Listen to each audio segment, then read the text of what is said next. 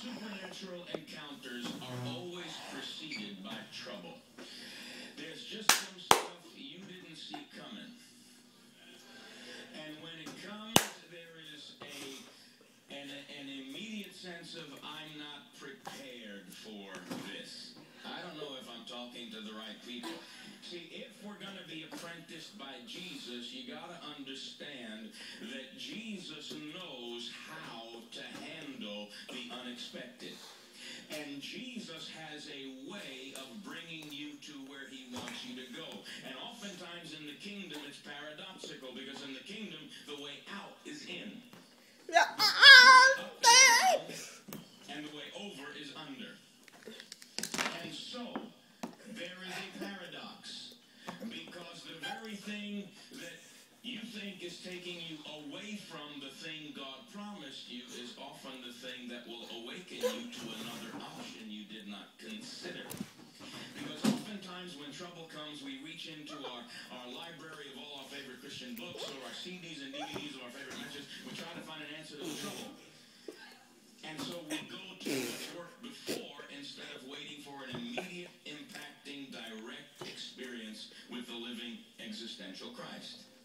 Because we said, this worked before, it'll work again. So we pull out our favorite worship chorus and we put it on in the house, and we saturate the house with all this great music, but it still hasn't lifted this thing that we're going through now. Maybe if we play it for another 4 hours, it'll work, but it doesn't work.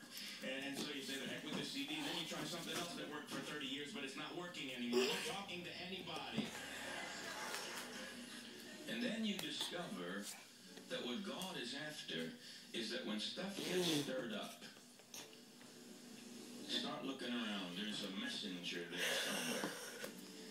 God's trying to get your attention, because God's a God who says that when you're perplexed, you don't have to be despairing. And the word perplexity is a word that means to be intertwined and confused, and everything's kind of a garbled mess, but it also means to be boxed into a corner without a way out, and to lose hope. But Paul says we're perplexed, but we're not despairing, because God's got a way of making a way out of no way.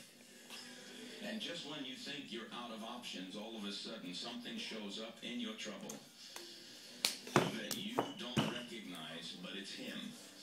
And a door opens that never was there, or a window shows up that you didn't even see in the wall.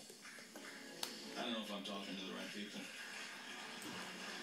And so walking with him isn't a cakewalk. It's a faith walk.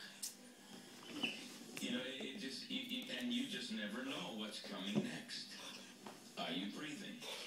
And so Jesus, in identifying with our fallen, broken, dysfunctional, alienated state, comes in that sheep gate, because he is the sacrifice, the perfect sacrifice.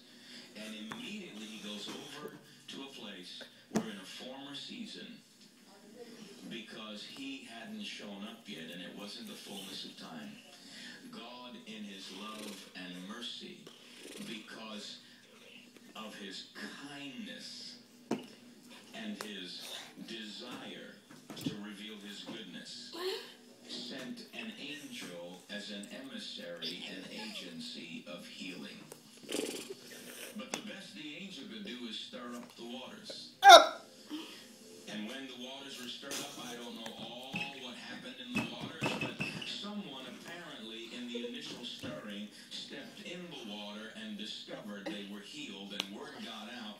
And now this pool is now known as the house of loving kindness. It's a place, it's a thin place where the experience of loving kindness is possible when the waters are